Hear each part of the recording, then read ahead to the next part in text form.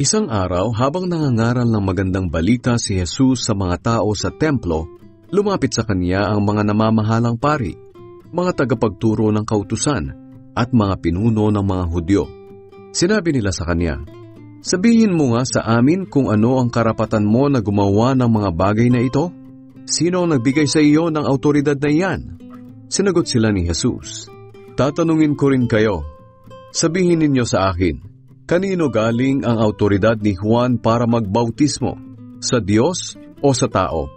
Nag-usap-usap sila.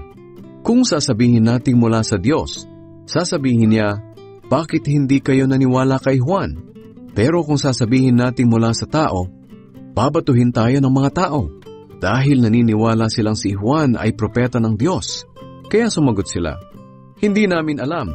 Sinabi ni Jesus sa kanila, "Kung ganoon, hindi ko rin sasabihin sa inyo kung saan nagmula ang autoridad ko na gumawa ng mga bagay na ito.